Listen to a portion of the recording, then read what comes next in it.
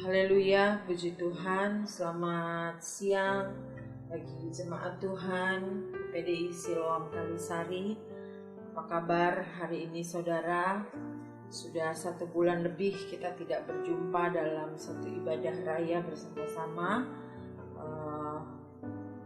tetapi tidak mengapa, karena kita percaya bahwa ini adalah bagian dari rencana Tuhan. Dan kita sebagai anak-anak Tuhan harus ikut apa kata Tuhan, dan kita juga menurut apa kata pemerintah, bahwa kita harus di rumah saja untuk mengurangi atau untuk memutuskan wabah corona ini, sehingga kita ada di rumah saja. Puji Tuhan, siang hari ini kita sama-sama mau diberkati lewat firman Tuhan, dan saya percaya jemaat Tuhan tetap membangun mezbah doa bersama dengan keluarga yang ada, para kepala keluarga, baik bapak, ibu, bersama dengan anak-anak yang ada, tetap menyatukan hati, bergandengan tangan untuk membangun mezbah doa di dalam keluarga. Puji Tuhan, siang hari ini satu tema yang saya angkat untuk kita semua, firman Tuhan bahwa tetaplah di dalam Dia. Di dalam Kolose 2 ayat yang ke-5 sampai ke-7, itu adalah ayat pokok kita bersama. Kolose 2 ayat 5 sampai 7, kita akan baca bersama-sama. Saudara bisa baca di rumah, dan saya akan baca juga bersama-sama di hitungan yang ketiga. Kolose 2 ayat 5 sampai yang ke-7. Demikian firman Tuhan. 1, 2, 3. Sebab meskipun aku sendiri tidak ada di antara kamu, tetapi dalam roh aku bersama-sama dengan kamu, dan aku melihat dengan sukacita tertib hidupmu dan keteguhan imanmu dalam Kristus. Kamu telah menerima Kristus Yesus Tuhan kita. Karena itu hendaklah hidupmu tetap di dalam Dia. Hendaklah kamu berakar di dalam Dia dan dibangun di atas Dia. Hendaklah kamu bertambah teguh dalam iman yang telah diajarkan kepadamu, dan hendaklah hatimu melimpah dengan syukur. Puji Tuhan, pembacaan ayat pokok kita pada siang hari ini menekankan bahwa tetaplah kita di dalam Dia. Yesus adalah anak Allah, tetapi Dia menjadi anak manusia. Alkitab berkata bahwa Dia sudah menjadi sama seperti manusia, sama seperti saudara dan saya. Bahkan Yesus merendahkan diri, meskipun Dia ada setara dengan Allah, tetapi Dia merendahkan diri, mengosongkan dirinya menjadi manusia. Bahkan Dia rela mati bagi saudara dan saya. Yesus rela mati bagi manusia. Dia yang tidak berdosa dijadikan berdosa karena kasih-Nya kepada saudara dan saya, karena kasih-Nya kepada manusia. Bahkan dalam kematian Yesus ada darah yang tertumpah. Kita sudah pernah membahas ini pada saat ibadah Jumat Agung, bahwa darah Yesus itu adalah darah yang mahal. Darah Yesus adalah darah yang berkuasa. Kenapa darah Yesus mahal? Karena darah Yesus itu berkuasa dan sanggup menyelamatkan setiap orang yang percaya kepada Yesus. Hari-hari ini iman saudara dan saya, iman kekristenan kita sedang diuji besar-besaran saudara ya. Menghadapi situasi yang serba sulit hari-hari ini, menghadapi wabah corona ini, kita dipaksa untuk berhenti beraktivitas, kita dipaksa untuk berhenti bekerja dan bekerja dari rumah. Banyak pekerjaan-pekerjaan yang akhirnya dirumahkan, yang akhirnya berhenti, yang akhirnya pemasukan menjadi berkurang. Segala sesuatunya tidak berjalan pada semestinya. Hari-hari ini iman kita lagi diuji, tetapi kepercayaan kita kepada Tuhan Yesus pun juga sedang diuji. Menghadapi ujian lewat virus corona ini, menghadapi situasi ini, masihkah iman kita kepada Yesus? Jadi pertanyaan besar hari-hari ini bahwa anak-anak Tuhan, masihkah iman kita kepada Yesus? Atau kita sudah tidak percaya lagi akan kuasa Tuhan dan kita menjadi ketakutan?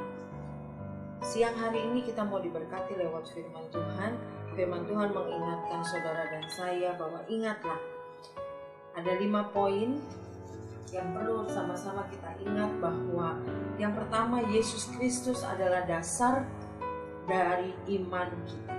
Yesus Kristus adalah dasar iman kita. Dalam Galatia 2 ayat yang ke-20, kita buka bersama-sama. Galatia 2 ayat yang ke-20, di sana firman Tuhan mengatakan, ini adalah surat Rasul Paulus kepada jemaat di Galatia. Namun aku hidup, tetapi bukan lagi aku sendiri yang hidup, melainkan Kristus yang hidup di dalam aku.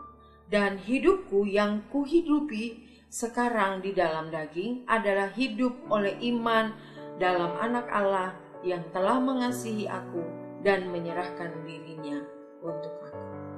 Bahwa Rasul Paulus katakan bahwa hidup karena Kristus, ya. Hidup yang kuhidupi sekarang di dalam daging adalah hidup oleh iman di dalam Anak Allah yang telah mengasihi dia.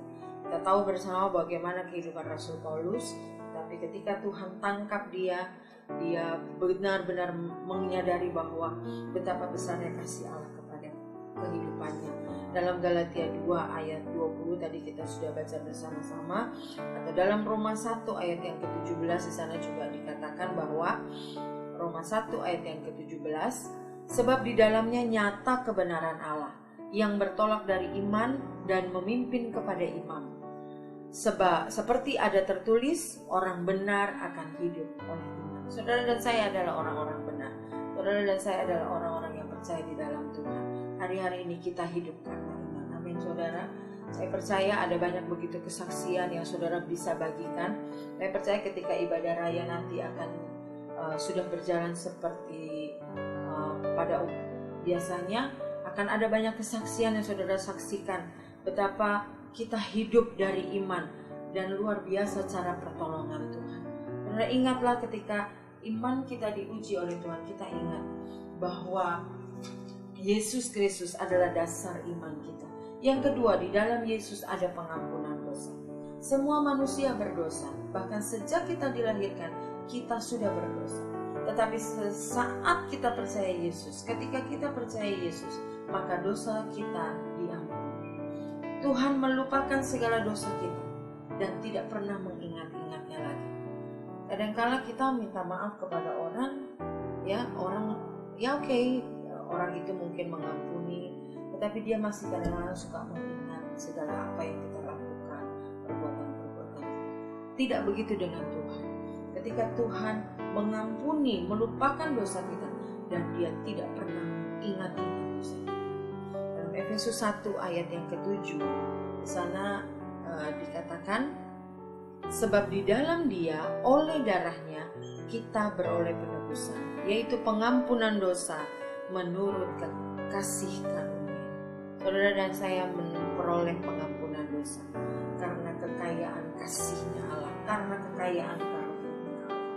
Yang ketiga yang perlu kita ingat menghadapi ujian di hari-hari ini, bahwa di dalam Yesus ada kemuliaan Tuhan. Efesus 1 ayat yang ke-6, saudara naik 1 ayat, ya, supaya terpujilah kasih karunia-Nya yang mulia, yang dikaruniakannya kepada kita di dalam Dia yang dikasihi. Ada kemuliaan Tuhan.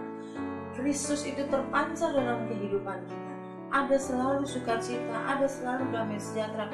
Meskipun mungkin beras sudah terbatas, keadaan sembako di rumah terbatas, kita nggak tahu besok mau makan, tapi masih ada sukacita, ada kemuliaan Allah, sehingga tetangga kiri kanan kita masih melihat, wah ada sukacita ya, ada tidak pernah kekurangan, padahal mereka tidak tahu dengan kondisi keadaan ekonomi kita. Oleh sebab itu firman Tuhan digenapi dalam Efesus 1 ayat yang ke-6. Ada kemuliaan Tuhan terpancar di dalam kehidupan kita.